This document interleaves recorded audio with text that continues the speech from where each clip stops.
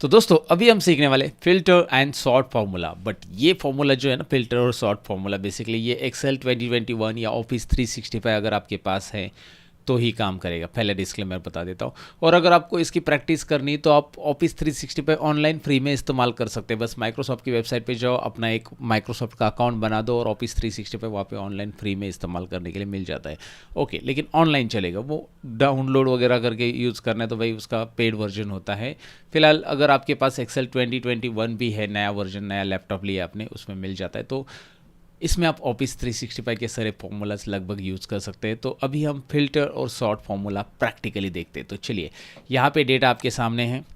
Data में पहले data समझ लेते हैं। डेटा में क्या क्या है। डेटा में आप देखोगे ध्यान से, आईडी है, यहाँ पे अमाउंट है, देन करेंसी है, created at, city, amount, reverse, ये दिया गया है। अब मैं इसमें क्या करना चाहता हूँ, मैं फ़िल्टर करना चाहता हूँ सिटी वाइज डेटा। तो यहाँ पे एक सिटी जो कॉलम आपको दिखाई दे रहा है, मुंबई, पटना, सूरत जो भी है, मैं चाहता हूँ मुंबई का डेटा यहाँ पे फ़िल्टर कर लूँ। तो मैं यहाँ पे मैंने हेडिंग जानबूझकर यहाँ पे रखी ऑलरेडी, आप देख सकते हैं। हेडिंग यहाँ पे कॉपी पेस्ट करके रखी और मैं यहाँ पे फ़िल्टर फार्मूला लगाने वाला हूँ यहाँ पे, राइट, इस तरह से।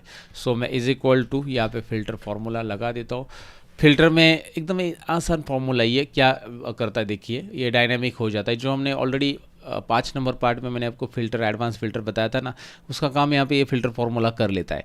तो आपको एडवांस फिल्टर अभी लगाने की ज़रूरत नहीं होगी। अगर आपके पास ऑफिस 2021 है तो एडवांस फिल्टर बेसिकली लगा सकते हैं, लेकिन ज़रूरी नहीं है। और एडवांस फिल्टर का जो मैक्रो वर्जन मैंने बताया था कि भाई कोडिंग के साथ ऑटोमेट कैसे कर सकते हैं, वो नॉलेज के लिए मैंने बताया था। लेकिन अभी ये फिल्टर फार्मूला अगर आपके पास है तो उसकी भी ज़रूरत नहीं है यहाँ पे।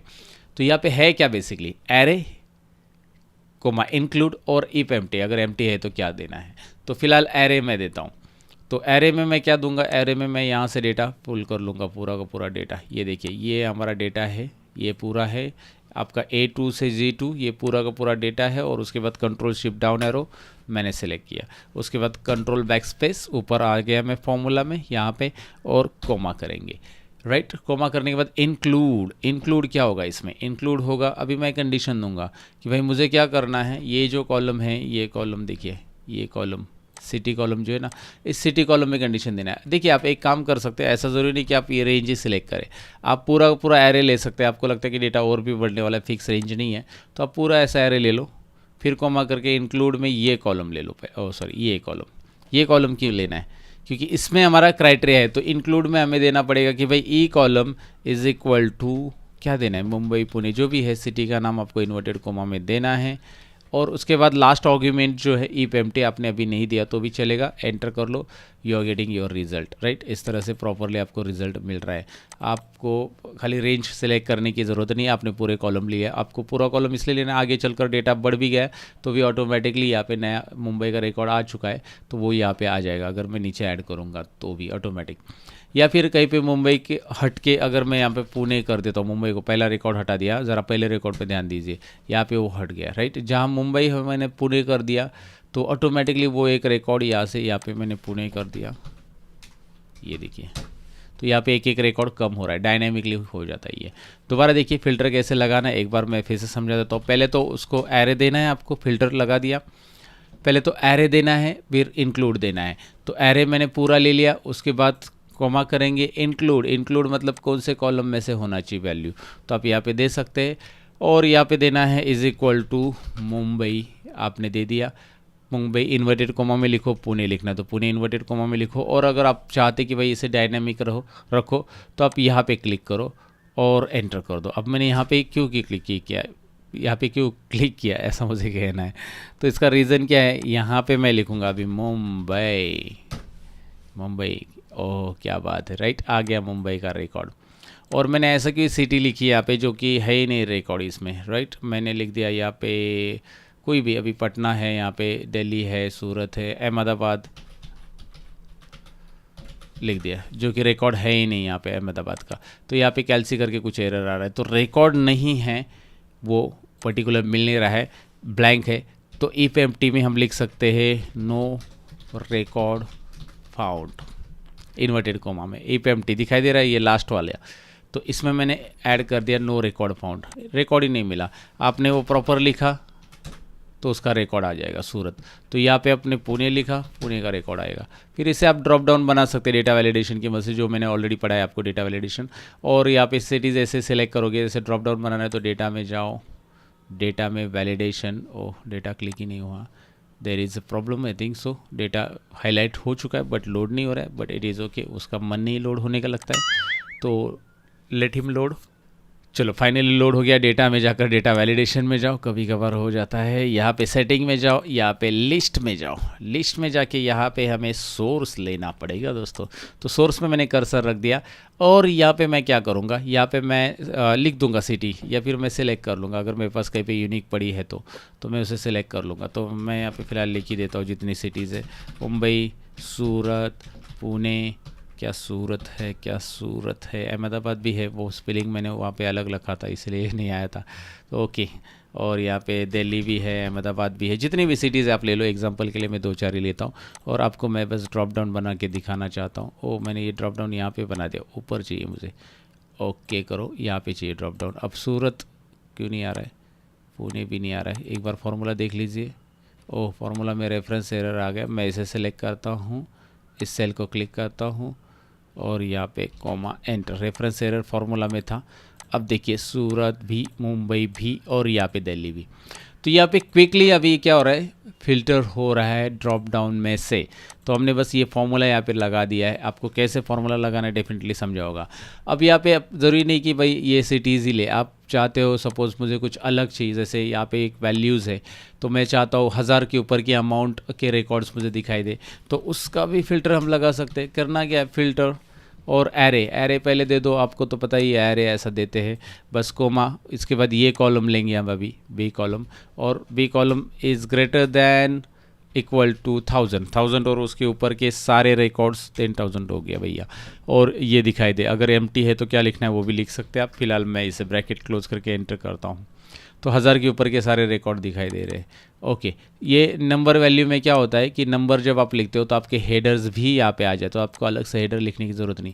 फिर आप बोलोगे टेक्स्ट वैल्यू में हेडर क्यों नहीं आते, क्योंकि उससे भी वो फिल्टर कर लेता है ना कि भाई सिटी, तो सिटी तो दिल्ली सिटी है तो दिल्ली, इधर वर्ड दिल्ली लिखा तो आएगा ना, तो इसे भी वो फिल्टर पे हटा देता है। लेकिन यहाँ पे क्या होता है कि अगर आप हेडर ऑलरेडी सपोज नंबर लेते हो तो नंबर में क्या होता है, वो हेडर यहाँ पे टेक्स्ट एज अ नोटिस किया जाता है, मतलब हेडर को, और हेडर को भी रिप्रेजेंट किया जाता है। इस केस में यहाँ पे हेडर नहीं आ रहा था तो हमने टेक्स्ट केस में हेडर डाला था, अभी इसमें हेडर की ज़रूरत नहीं है तो हम हटा देते हैं और यहाँ पे हेडर आ जाएगा। और आप चाहते हैं कि हेडर नहीं, तो आप रेंज पर्टिकुलर सेलेक्ट करो, हेडर नहीं चाहिए तो आप क्या कर सकते हैं, यहाँ से रेंज सेलेक्ट कीजिए ना भैया, यहाँ से रेंज सेलेक्ट करो, हेडर तो आने का कोई सवाल ही नहीं बनता, फिर हेडर नहीं चाहिए तो। एक और चीज़ यहाँ पे याद रखनी है, इस यहाँ पे कोई डेटा कुछ रहना नहीं चाहिए।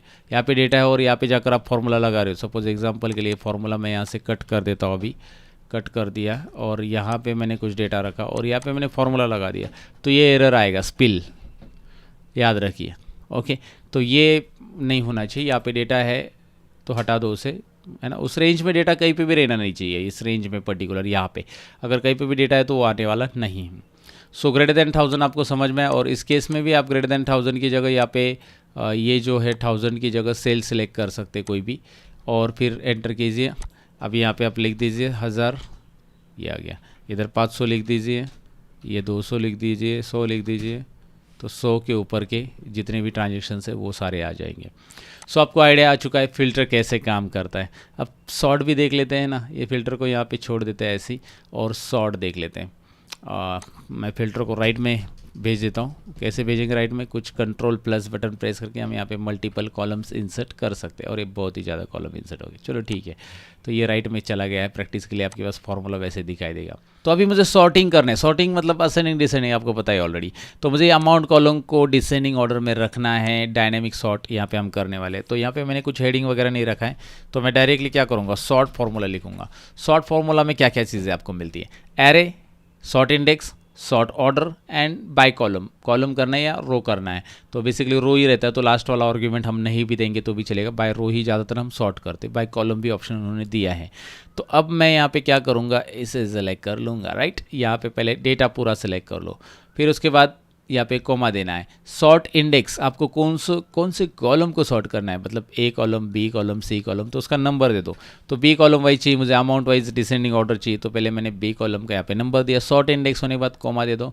और यहाँ पे वो पूछ रहा है असेंडिंग या डिसेंडिंग, तो डिसेंडिंग के लिए क्या दिया है -1, मुझे चाहिए टॉप टू बॉटम, तो -1 दे दिया मैंने डिसेंडिंग के लिए। असेंडिंग के लिए +1 लिख सकते हैं। और लास्ट आर्गुमेंट है वो है आपको बाय कॉलम चाहिए या बाय रो चाहिए, लेकिन बाय डिफॉल्ट वो बाय रो ही लेता है, तो आप 1 वहाँ पे कुछ रखो ही मत, लास्ट आर्गुमेंट छोड़ दो, एंटर कर दो एंड लेट्स सी दैट। ये अमाउंट के दीजिए, अमाउंट पे देखिए क्या हो रहा है, डिसेंडिंग ऑर्डर में ये सॉर्ट हो चुका है। बहुत सिंपल फॉर्मूला ये, इसमें कुछ ज़्यादा लॉजिक लगाने की ज़रूरत है नहीं आपको, मतलब बस एक बार फॉर्मूला टाइप करो आंसर आ जाता है। अगर आपने यहाँ पे कहीं पे भी एक वैल्यू, बड़ी वैल्यू डाल दी है, तो ऑटोमेटिकली ये वैल्यू टॉप में आ जाएगी। ये जो वैल्यू है ये पर्टिकुलर रो ही टॉप में आ जाएगा, पूरा का पूरा ये रो। तो इंटरेस्टिंग है ना, मतलब आप कुछ यहाँ पे डेटा टाइप करते जा रहे हो और आपको यहाँ पे रैंकिंग निकालना है कि भाई रैंकिंग 1 में कौन आ रहा है, तो नया कोई उसमें आ जाता है तो ऑटोमेटिकली रैंक 1 में आ जाता है, राइट। नया वैल्यू, सपोज आपने नया वैल्यू ऐड किया 652524, तो पुरानी जितनी भी वैल्यूज़ है उनमें से ये बड़ी है, तो ये टॉप नंबर 1 पे आ जाएगा। तो आपको ऐसे कंटिन्यू डायनेमिकली रिजल्ट मिलते जाएगा सॉर्टिंग में कि भाई जो आपने वैल्यूज़ यहाँ पे ली है तो उसमें टॉप कौन है। या फिर आप यहाँ पे टाइप नहीं कर रहे हो, आप कॉपी पेस्ट कर रहे हो कहीं पे डेटा, 5 रिकॉर्ड्स आपके डाउनलोड होकर यहाँ पे पेस्ट हो रहे हैं, या मंथली कुछ कॉपी पेस्ट हो रहे हैं, तो आपको जो टॉप है ना वो यहाँ पे दिखाई देगा रहेगा, मतलब जो टॉप 5 टॉप 10 है, या फिर डिसेंडिंग ऑर्डर में लगते जाएगा ऑटोमेटिक। तो ये शॉर्ट फार्मूला भी कमाल की चीज़ है, इसे भी ट्राई कीजिए। कैसे करना है मैंने तो आपको बता दिया है, प्रैक्टिस करने की बारी है बस दोस्तों। फिल्टर भी कीजिए ट्राई, शॉर्ट भी ट्राई कीजिए, और आपको बाय कॉलम भी चाहिए तो उसका भी आइडिया देता हूँ। चलो बाय कॉलम तो वैसे ज़्यादा यूज़ नहीं होता है, but you can sort it by column. So by column में मैं यहाँ पे लिखता हूँ ट्रू लिखो, या फिर आप यहाँ पे लिख सकते हैं 1 लिखेंगे तो ये बाय कॉलम सॉर्ट हो जाता है। अब आप देखोगे यहाँ पे आपको दिखाई दे रहा है, पहला तो आईडी कॉलम ही मिल रहा है, उसके बाद सिटी कॉलम मिल रहा है डिसेंडिंग ऑर्डर में ये, उसके बाद करेंसी, नोट्स, क्रिएटेड, अमाउंट दिखाई दे रहा है। ये पता नहीं मुझे नोट्स बीच में कैसे, आईडी पहले कैसे आ गया, लेकिन ये पूरे कॉलम उल्टे पुल्टे हो गए जो कि आपको दिख रहा है डिसेंडिंग ऑर्डर। 1 मिनट, उसे हम असेंडिंग करते, -1 की जगह 1 कर देते, और ये देखिए ये अमाउंट पहले आ रहा है अल्फ़ाबेट वाइज, असेंडिंग बराबर है अमाउंट ए, फिर अमाउंट, फिर क्रिएटेड सी, फिर नोट्स बीच में कैसे आ गया पता नहीं। करेंसी को उसने दूर क्यों भेजा, करेंसी, सिटी और आईडी को, शायद कुछ मैटर रहेगा उसका, बट ये नोट्स को पहले ले आना चाहिए था मेरे हिसाब से। अल्फ़ाबेट वाइज में अगर आप देखेंगे तो नोट्स तो लास्ट में जाना चाहिए था, एन राइट, और सी पहले आना चाहिए था, IC। तो इसमें नोट्स में कुछ गड़बड़े लगता है स्पेलिंग में। अगर मैं इसको नोट्स को फिर से टाइप करूँ तो भी वो नोट्स को नोट्स ही ले रहा है, एंड इसकी जगह कुछ और टाइप करते हैं, status no it's not identification. अच्छा ये इसमें जो कैरेक्टर्स है उसकी वजह से भी कुछ होता है क्या, ये डिलीट कर देते हैं। यस, इसके अंदर जो डेटा था ना उसका कुछ, वो जो स्पेशल कैरेक्टर था उसकी वजह से वो बीच में घुस रहा था। ओके, स्पेशल कैरेक्टर, तो डेटा वही मैटर कर रहा है यहाँ पे। और चलो ठीक है, आपको आइडिया आ चुका है कि भाई ये सॉर्टिंग कैसे हो रहा है। ये कॉलम देखिए, अभी अमाउंट जो कॉलम है हमारा, ये यहाँ पे 2 नंबर पे था, 1 नंबर पे आ चुका है। अमाउंट रिजर्व, एक अमाउंट रिजर्व वाला ये रहा, और उसके बाद अमाउंट का कॉलम 2 नंबर पे आ रहा है, ये आ रहा है क्रिएटेड एट, फिर करेंसी सी, फिर आई, फिर स्टेटस। ओके, और यहाँ पे कुछ गड़बड़ थी वो हमने सॉल्व कर दी। तो आपको आइडिया आ चुका है भी, फिल्टर सॉर्ट अब कॉलम वाइज भी हो सकता है सॉर्ट, और रो वाइज भी हो सकता है। दैट्स इट गाइज, इस पार्ट में इतना ही। Bye bye.